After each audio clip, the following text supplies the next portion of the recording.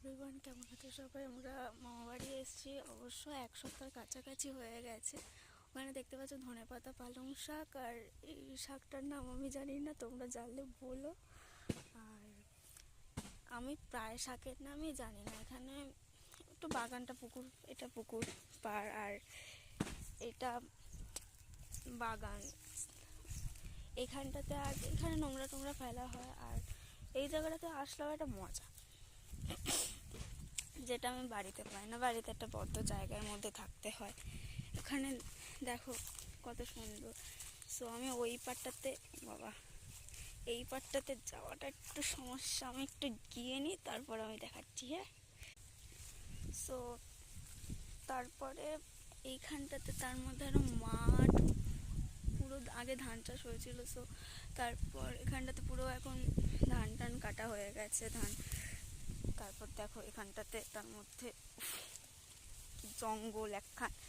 আর কেমন লাগছে অবশ্যই কমেন্টে বলো। আর এই জায়গাটাতে আসা মনে হচ্ছে পাহাড়ের থেকে একবার নামছি, পাহাড়ের থেকে একবার উঠছি। সো কেমন লাগছে? এখানে কেউ নেই খেলার মতো, খেলার সাথে সাথে কেউই নেই। আর দেখো আমি যাচ্ছি কি করে, কি কষ্ট এখান দিয়ে যাওয়া, নেট ধরে যেতে হচ্ছে, পড়ে যাওয়ার মতনই প্রায়। ব্যাস চলে এলাম। তো দেখান এইটা কি গাছ আমি নিজেও জানি না, কি সুন্দর লাগছে। আর দেখো পুরো মাঠ, ওই মাঠ থেকেই আমরা এসেছি। কি সুন্দর লাগছে দেখো, করছিলাম। সো এবার আমি দেখাচ্ছি, দেখো কি সুন্দর লাগছে। পুকুর পাড়, ওখানে মা জামা কাপড় কাচছে, খুব সুন্দর। আর এইবারে শুধু ব্যাক ক্যামেরাটাই দেখো।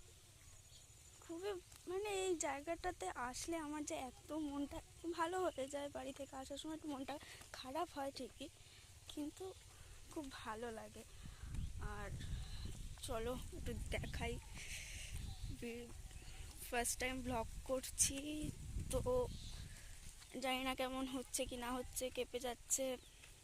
ওই যে এখানে মা জামা কাপড় কাচছে।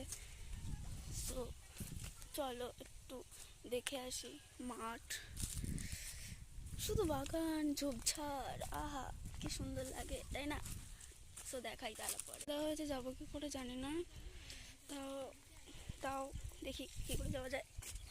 আর আজকে এইটুকুনি, তো সবাই ভালো থাকবে, টাটা।